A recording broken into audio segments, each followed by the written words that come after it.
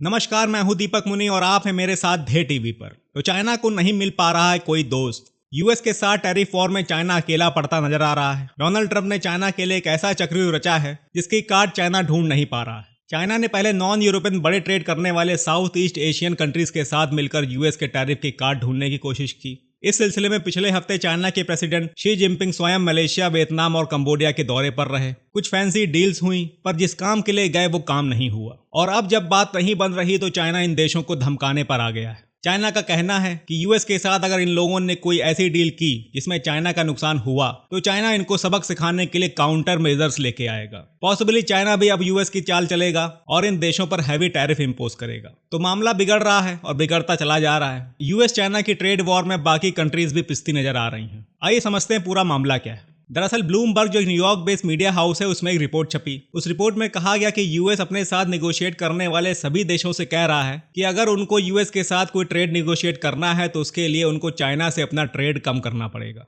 Bloomberg की इस report पर चाइना का रिएक्शन आया और चाइना ने भी अब सभी देशों को धमकाना शुरू कर दिया है कि अगर इन लोगों ने ऐसा कुछ किया तो इसका अंजाम इनको भुगतना पड़ेगा। चाइना काउंटर मेजर्स लेकर आएगा और यूएस की तरफ चाइना भी इन पर टैरिफ इंपोज करेगा। इन देशों में ज्यादातर एशिया और स्पेशली एशियान ग्रुप्स के देश हैं जो अब यूएस चाइना के टैरिफ वॉर में फंसते नजर आ रहे हैं। अब देखिए, मजे की बात यह है कि यहाँ पे कुछ ऐसा होने लगा है जैसा हमारी हिंदी फिल्मों में दिखाया जाता है। दो गैंग आपस में लड़ रही होती हैं, दोनों व्यापारियों से हफ्ता वसूलती हैं और हफ्ता वसूलते हुए कहते हैं कि तुम अगले को हफ्ता मत देना वरना इसका अंजाम अच्छा नहीं होगा। व्यापारी बेचारे बीच में फंस जाते हैं, समझ में नहीं आता है कि हफ्ता किसको दें। तो वही हाल यहाँ चाइना और यूएस मिलकर बाकी देशों का कर रहे हैं। दोनों गुंडागर्दी पर उतार आए हैं और बाकी देशों से कह रहे हैं कि हमारा साथ दो वरना टैरिफ इंपोज कर दूंगा। अब देखिए कहानी शुरू कैसे हुई। दरअसल डोनाल्ड ट्रंप जो पहले भी 2017 से 2020 तक यूएस के प्रेसिडेंट रह चुके हैं, इनको लगा कि दुनिया भर के देश यूएस के गुड्स पर बहुत ज्यादा टैरिफ लगाते हैं और बदले में यूएस उन पर कुछ भी नहीं लगाता, या लगाता है तो ना के बराबर लगाता है। इसलिए ट्रंप ने कहा कि अब हम भी सपा पलट कर टैरिफ लगाएंगे।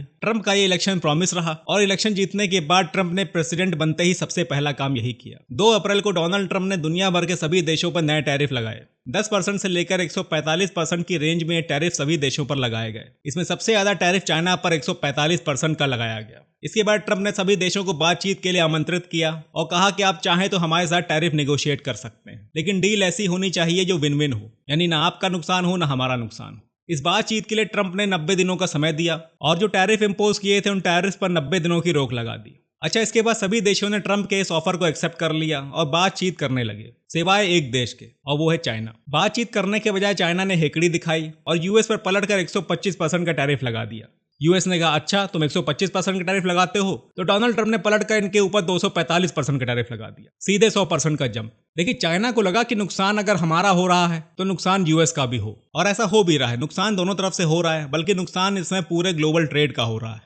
पर वैसा नहीं हो रहा जैसा चाइना ने सोचा था। चाइना को लगा कि अगर चाइना यूएस के ऊपर काउंटर टैरिफ लगा देगा तो यूएस डर जाएगा और अपने टैरिफ को वापस ले लेगा, पर ऐसा हुआ नहीं। यूएस ने पहले लगाए हुए 145% के टैरिफ्स को बढ़ाकर 245 कर दिया। देखिए, जब भी ऐसी कंडीशंस आती हैं तो यूजुअली ये देखा गया है कि सॉफ्टवेयर अप्रोच वो अपनाता है जिसका नुकसान ज्यादा हो रहा होता है। और चाइना और यूएस के केस में आपको बताऊं, यहाँ पर चाइना का नुकसान ज्यादा है। देखिए, चाइना और यूएस दोनों का इकोनॉमिक बेस एक दूसरे से काफी डिफरेंट है। यहाँ यूएस एक मिलिट्री इंडस्ट्रियल कॉम्प्लेक्स है तो चाइना वहीं प्योरली मैन्युफैक्चरिंग हब है। आप अगर यूएस के टॉप एक्सपोर्टिंग लिस्ट को देखेंगे तो आप इसमें देखेंगे aircraft, refined petroleum, petroleum gas. देखिए, यूएस दुनिया का टॉप मिलिट्री एक्सपोर्टर है, जिसमें से मेजर शेयर फाइटर एयरक्राफ्ट्स का है। यूएस की टॉप कंपनीज जैसे बोइंग, लॉकहीड मार्टिन, नॉर्थरॉप ग्रूमैन, ये ऐसी कंपनीज हैं जो दुनिया भर का 70 से 80% का मिलिट्री और सिविलियन एयरक्राफ्ट मैन्युफैक्चर करती हैं। इनकी मार्केट में मोनोपोली है। आप लॉकहीड मार्टिन के F-16, F-35, बोइंग के पैसेंजर और मिलिट्री एयरक्राफ्ट्स, इन सबको रिप्लेस करना मुश्किल है।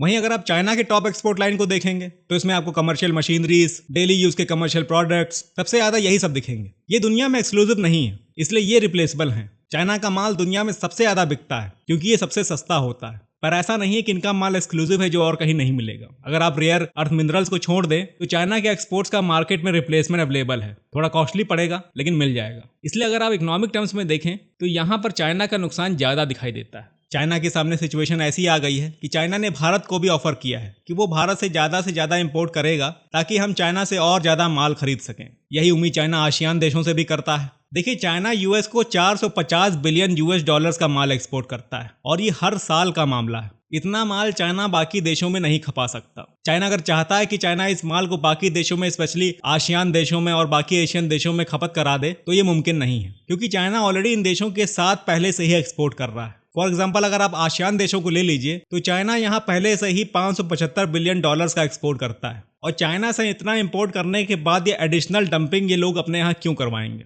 अब यहाँ मैंने बहुत लोगों को ये कहते हुए सुना है कि ये लोग चाइना से सस्ता माल खरीद कर अपना थप्पा लगाकर यूएस को चिपका सकते हैं। तो सर एंड मैम, ट्रेड ऐसे नहीं होता। कस्टम्स में रूल्स ऑफ ओरिजिन के भी कुछ नियम होते हैं, जहां हर प्रोडक्ट पर यह स्पेसिफाई किया जाता है कि उसका कंट्री ऑफ ओरिजिन क्या है और वो कहां बना है। यूपीएससी के एग्जाम में अगर आप ये लिख कर आएंगे कि चाइना का माल कोई भी दूसरा देश खरीद कर उस पर अपना थप्पा लगाकर यूएस को चिपका सकता है, तो एग्जामिनर तो पहले हंसेगा, फिर काट कर जीरो कर देगा। ऐसी भ्रमित करने वाली इन्फॉर्मेशन से बचें।